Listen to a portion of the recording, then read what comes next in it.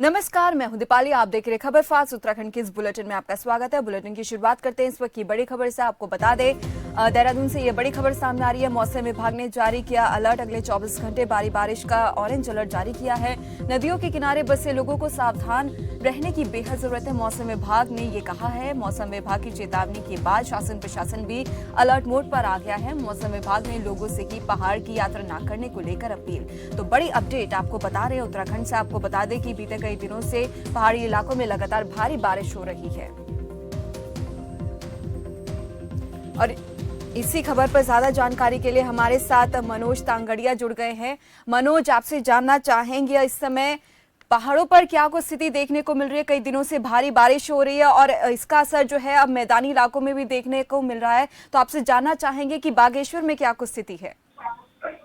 जी दीपाली, बताना चाहेंगे बागेश्वर जिले में अभी जो स्थिति बनी है, कल देर रात, परसों से ही देर रात से बारिश होने का कारण आज अभी तक बारिश हो रही है और इस बारिश के चलते हुए देखा जाएगा कि आगे जी जी दीपक, हाँ, जो पूरे तीनों कपकोट, दुगनागरिक और ये अपना गरुड़ क्षेत्र और तीनों तहसीलों में जिलाधिकारी रीना जोशी ने बताया कि सभी उप जिलाधिकारियों को निर्देश दिए हैं कि आप अपने स्थानों में जल पुलिस और एनडीआरएफ की टीम पूरी मुस्तैदी से लगी हुई है। और आज जो है 8 अक्टूबर को पूरे शासकीय और अशासकीय विद्यालय भी बंद रखने के निर्देश दिए गए हैं। जी दीपाली। जी मनोज, जैसे कि हम तस्वीरों में भी साफ तौर पर देख सकते हैं कि नदियां जो है उफान पर दिखाई दे रही है। तो ऐसे में प्रशासन की ओर से क्या कुछ इंतजाम जो है वो किए गए हैं? जी दीपाली, बताना चाहेंगे कि प्रशासन के इस मुद्दे पर पूरे जल पुलिस को मुस्तैदी से जल के पूरे नदियों के किनारे लगाया गया है और जो भी सड़कें हैं जो दूरस्थ क्षेत्र के एक एक जेसीबी वहां पर खड़ी की गई है ताकि रोड सुचारू रूप से खुली रही। जी दीपाली।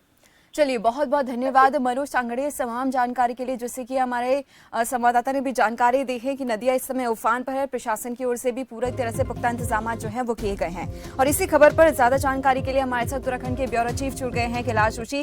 कैलाश, जैसे कि हमने अभी बागेश्वर का जो हाल है वो जाना है, किस तरीके से वहां पर भारी बारिश हो रही है, तो आप बताएं कि पूरे देहरादून की अगर हम लोग बात करें तो वहां पर क्या कुछ स्थिति देखने को मिल रही है?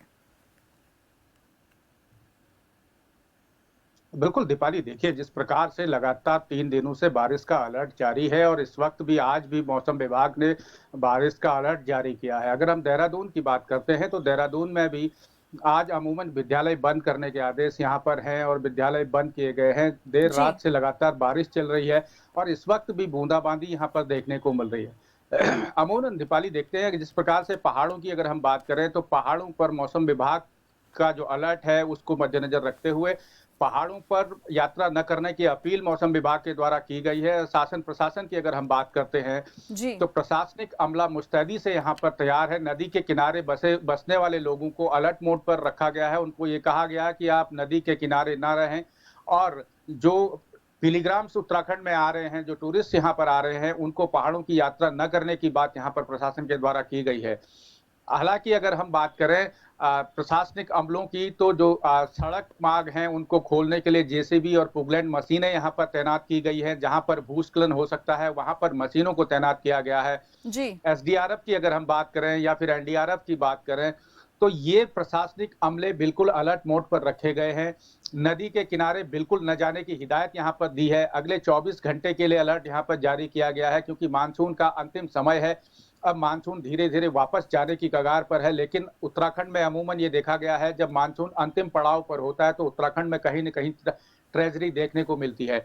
विगत महीने की अगर हम बात करें तो उत्तराखंड के रायपुर की अगर हम बात करते हैं, रायपुर में सरखेज में बादल फटा था, उसके वजह से काफी नुकसान यहाँ पर देखने को मिला। नेपाल बॉर्डर की अगर हम बात करें तो दार्चूला जो स्थान है वहां पर बादल फटा था। वहां पर नेपाल और कुमाऊं का जो उत्तराखंड का जो पोर्शन है वहां पर काफी नुकसान देखने को मिला था।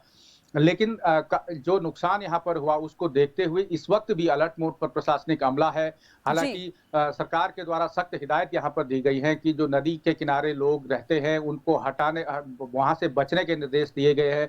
नदी के किनारे ना जाने की अपील यहाँ पर की गई है। और जो पिलीग्राम्स यहाँ पर, क्योंकि यात्रा का समय चल रहा, अंतिम पड़ाव बिल्कुल। यात्रा का है, और यात्रा में जो भी पिलीग्राम्स उत्तराखंड में आ रहे हैं उनसे ये सीधे शब्दों में सरकार के द्वारा ये अपील की गई है कि आप लोग पहाड़ की यात्रा फिलहाल ना करें, अगले 24 घंटे में आप ना करें, क्योंकि बारिश का जो अलर्ट है वो अलर्ट यहाँ पर जारी किया गया है। जी। उस अलर्ट की वजह से कहीं पर रास्ता बाधित हो सकता है, भूस्खलन हो सकता है, किसी प्रकार की क्षति यहाँ पर ना हो, उसको लेकर सरकार ने गाइडलाइन जारी की है और पिलीग्राम से अपील की है कि आप 24 घंटे के भीतर पहाड़ की यात्रा को रोक दें।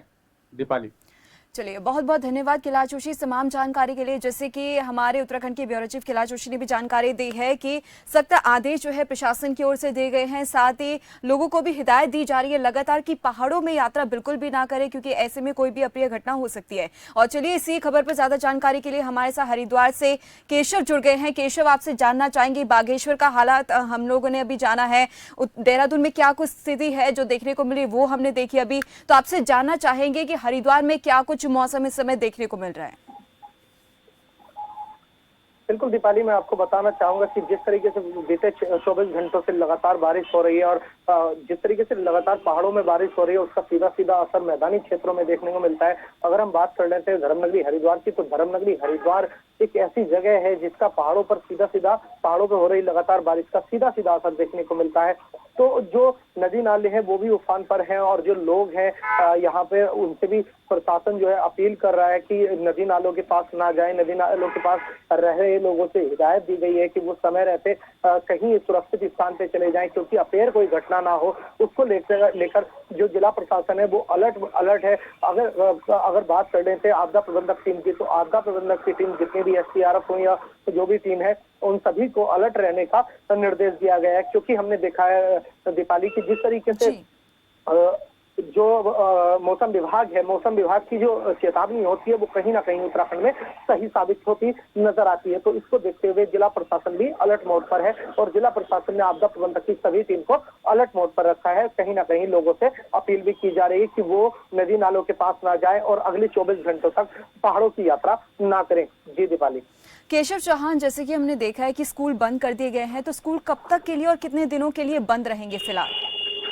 बिल्कुल दीपाली, जिस तरीके से कुछ उत्तराखंड के कुछ जिलों के स्कूल बंद कर दिए गए हैं, तो साफ तौर से देखा जा रहा है कि स्कूल के जो बच्चे हैं जो बसों से जाते हैं उनके साथ कोई अफेयर घटना ना घटे, कोई घटना ना हो जाए, क्योंकि हमने देखा है कि जब जैसे पहाड़ों में लगातार बारिश होती है तो भूस्खलन की जो है तस्वीरें सामने आती हैं और इस बार भारी मात्रा में भूस्खलन की तस्वीरें सामने आई। तो जो बसों को कोई क्षतिग्रस्त ना हो, कोई दुर्घटना ना हो, इसके लिए स्कूल कॉलेज बंद कर दिए गए हैं और जब तक ये स्थिति मौसम विभाग की सुधर नहीं जाती जब तक के लिए स्कूल बंद रहेंगे, क्योंकि अगले 24 घंटे के लिए भारी बारिश का भी अलर्ट जारी किया गया है। जी केशव, जैसे कि हम जानते ही हैं कि हरिद्वार में गंगा नदी है, हर की पौड़ी पर काफी जो टूरिस्ट है वहां पर आए दिन आते रहते हैं, तो ऐसे में आपसे जानना चाहेंगे कि इस समय गंगा का जलस्तर क्या कुछ है?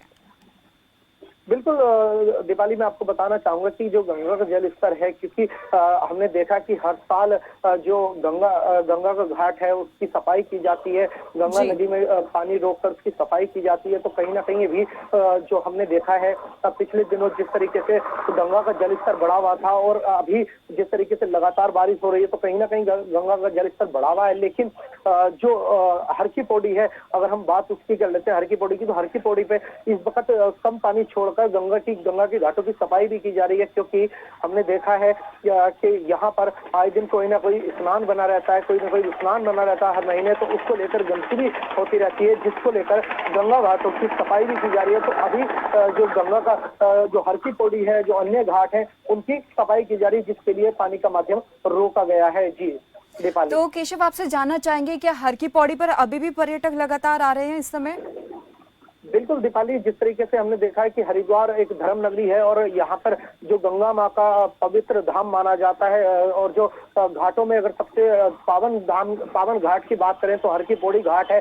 जी। तो इसको लेकर हजारों की तादाद में, लाखों की तादाद में पर्यटक हरिद्वार का रुख करते हैं, तो वो हमेशा बने रहते हैं। कहीं ना कहीं साफ तौर से ये भी देखा जा रहा है कि जिस तरीके से अभी सावन बीता है और उसके बाद अगर हम जी। कह दें कि घाटों के अन्य स्नान भी बीते हैं, तो उसको लेकर भी कहीं ना कहीं आसपास के जिलों से या दूसरी जिलों से भी पर्यटक आते रहते हैं। तो अभी भी अगर ज्यादा की ना बात की जाए तो लगभग हजारों की तादाद में आए दिन पर्यटक हरिद्वार का रुख करते हैं और गंगा में आस्था की डुबकी लगाकर अपनी मनोकामना पूरी होने की कामना करते हैं। जी दीपाली।